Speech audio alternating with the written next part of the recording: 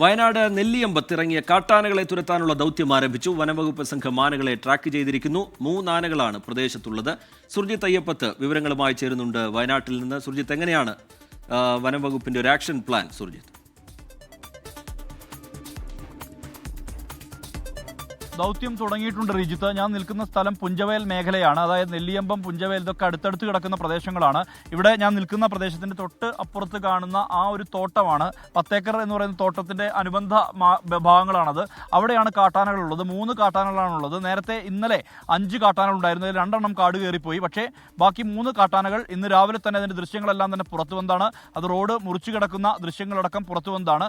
ഈ മേഖലയിൽ ഏറെ ദിവസങ്ങളായി വലിയ ശല്യം കാട്ടാനകൾ ഉണ്ടാക്കുന്നു എന്നുള്ളത് നാട്ടുകാർ തന്നെ പറയുന്നുണ്ട്. വലിയ ഭീതി ആളുകളെ സംബന്ധിച്ചുണ്ട്. പ്രത്യേകിച്ച് സ്കൂളിലൊക്കെ കുട്ടികൾ പോകുമ്പോൾ മുന്നിൽ കാട്ടാന വന്നുപെടുന്ന ആ ഒരു അനുഭവം, അത് വലിയ ഭീതിതമായ അനുഭവമാണ്. സ്വാഭാവികമായും ഇതിനെ വേഗം തുരത്തണമെന്നുള്ള ആവശ്യം ഉന്നയിക്കുകയായിരുന്നു നാട്ടുകാർ. ഇതേ തുടർന്ന് ഇന്നലെ മുതൽ വനംവകുപ്പിന്റെ സംഘം ഇവിടെ ക്യാമ്പ് ചെയ്ത് പ്രവർത്തനങ്ങൾ നടക്കുന്നുണ്ട്.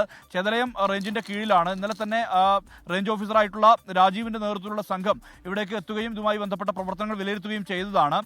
ഇതിനിടയിലാണ് ഇന്ന് രാവിലെ ഒരു ശ്രമം നടന്നത്. ഇതിനിടയിൽ കാട്ടാന ഈ വേലികൾ തകർത്ത് മുറിച്ചു പോകുന്ന ദൃശ്യങ്ങൾ പുറത്ത് വന്നതുമാണ്. ആളുകളെ സംബന്ധിച്ച് വലിയ ആശങ്കയും നിലനിൽക്കുന്നുണ്ട്. ഈ ഇവിടെ തോട്ടത്തിലെ ജോലി ചെയ്യുന്ന ഒരാളാണ്. അദ്ദേഹം കൃഷിക്കാരൻ കൂടിയാണ്. എന്താണ് ഇവിടുത്തെ ഒരു അവസ്ഥ? എന്താണ് ഇവിടുത്തെ അവസ്ഥ എന്ന് പറഞ്ഞാൽ ഞങ്ങൾക്ക് ഒരാഴ്ചയായിട്ട് ഇപ്പോൾ ആനയായിട്ടുള്ള ഇതുകൊണ്ട് ഞാൻ തോട്ടത്തിലേക്ക് വരാൻ പറ്റുന്നില്ല. ഒരു ഗേറ്റ് ആണെങ്കിൽ നമ്മൾ ആരെങ്കിലും ഈ സമയങ്ങളിൽ അടിച്ചു കൊണ്ടുപോയിട്ടുണ്ടെങ്കിൽ നമ്മൾ അറിയുന്നില്ല. അങ്ങനത്തെ സിറ്റുവേഷനിൽ നിൽക്കുന്നത് പേടിയാണ്. ആനേനെ കൊണ്ടുള്ള പേടി. രാവും പകലും ഇപ്പം ഒരാഴ്ചയായിട്ട് ആന നിൽക്കുകയാണ്. ആന പോകുന്നില്ല. ആന നീക്കണം. ആന ഒന്നെങ്കിൽ പോകുന്നില്ല. പോയാൽ പാട് കണ്ടാൽ നമ്മൾ എന്ത് ചെയ്യുന്നത്? നമുക്ക് തോട്ടത്തിൽ പോകാം. പണിയെടുക്കാൻ പറ്റുന്നില്ല, നോക്കാനും പറ്റുന്നില്ല. അതാണ് ഈ അപ്പു എന്ന് പറയുന്ന ഈ ചേട്ടൻ പറയുന്നത്. ആ ഒരു കാര്യമാണ്.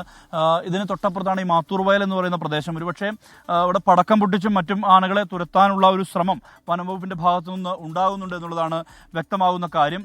മാത്തൂർ വയൽ എന്ന് പറയുന്നത് വലിയൊരു വയലാണ്. ആ വയലിലൂടെ ഒരുപക്ഷെ ആനയെ ഓടിക്കാനുള്ള ശ്രമം കൂടി നടക്കുന്നുണ്ട്.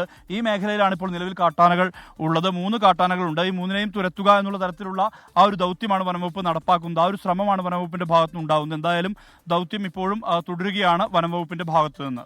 സുർജിത്ത്, ഈ അവിടെയുള്ള പ്രദേശവാസികളുടെ അല്ലെങ്കിൽ തോട്ടം തൊഴിലാളികളുടെ സാധാരണക്കാരായ മനുഷ്യരാണ്. ദിവസവേതന അടിസ്ഥാനത്തിലൊക്കെ ജോലി ചെയ്യുന്ന ആളുകളാണ്. അവരുടെ ഉപജീവന മാർഗം തന്നെ മുട്ടിക്കുന്ന തരത്തിലാണ് ഇപ്പോൾ ഇവിടെയുള്ള കാര്യങ്ങൾ. മറ്റൊന്ന്, ജീവന് ഭീഷണി നിലനിൽക്കുന്ന സാഹചര്യം, പുറത്തിറങ്ങാൻ കഴിയാത്ത അവസ്ഥ, അതിഗുരുതരമായൊരു സാഹചര്യം അവിടെയുണ്ട്. ഈ വനംവകുപ്പിൻ്റെ ആക്ഷൻ പ്ലാനിൽ ഇപ്പോൾ നിലനിൽക്കുന്ന വെല്ലുവിളികൾ ഏത് തരത്തിലാണ്? ഇപ്പോൾ നടക്കുന്ന നടപടികളിൽ ജനങ്ങൾക്കൊക്കെ എന്തെങ്കിലും തരത്തിലുള്ള നിർദ്ദേശങ്ങളോ ജാഗ്രതാ നിർദ്ദേശങ്ങളോ മറ്റോ നൽകുന്നുണ്ടോ സുർജിത്ത്?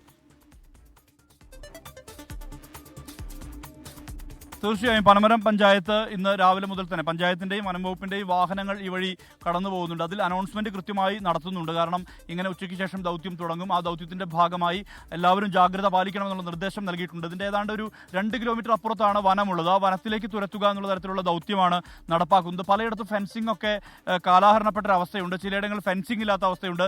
ഇതൊക്കെയാണ് ഇങ്ങനെ വന്യജീവികൾ തുടർച്ചയായി നാട്ടിലേക്ക് ഇറങ്ങുന്നത് എന്നുള്ളതാണ് പറയുന്നത്. നേരത്തെ, അതായത് ഇങ്ങനെ ഈ മേഖലയിൽ നേരത്തെയും സമാനമായ രീതിയിൽ തന്നെ കാട്ടാനകൾ ഇറങ്ങിയ ഒരു അനുഭവം ഉണ്ടായിരുന്നു. ഒരു കാപ്പിത്തോട്ടത്തിനകത്ത് നിലയുറപ്പിക്കുകയും അതിനെ ഓടിച്ചു വിടുകയും ചെയ്ത ഒരു അനുഭവം ഉണ്ടായിരുന്നു.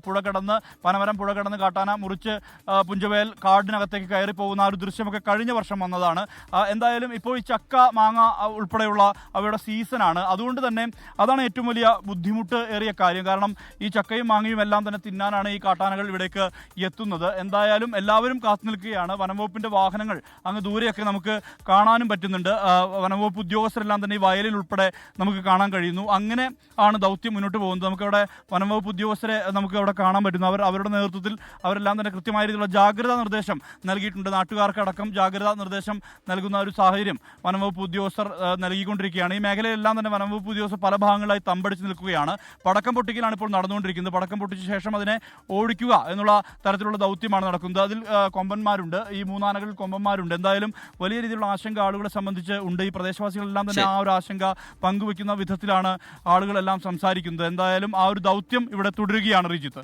ശരി, ആനകളെ ട്രാക്ക് ചെയ്യാൻ കഴിഞ്ഞിട്ടുണ്ട് എന്നത് ദൗത്യത്തിലെ ഒരു പ്രധാന പുരോഗതി തന്നെയാണ്. പക്ഷേ അതിനെ തുരത്തുക എന്ന ഘട്ടത്തിലേക്ക് വനംവകുപ്പ് കടന്നിട്ടുണ്ട്. പടക്കം പൊട്ടിച്ചൊക്കെയുള്ള നടപടികൾ അവിടെ ഉണ്ടാകുന്നു. വലിയ ആശങ്ക ആ പ്രദേശവാസികൾക്കുണ്ട്. അത് ആ ആശങ്ക തീർക്കാനുള്ള നടപടികൾ വനംവകുപ്പിന്റെ ഭാഗത്തുനിന്ന് അതിവേഗത്തിൽ ഉണ്ടാകട്ടെ. സുർജിത്ത് അയ്യപ്പത്ത് വയനാട്ടിൽ നിന്ന് വിവരങ്ങൾ പങ്കുവയ്ക്കുകയായിരുന്നു.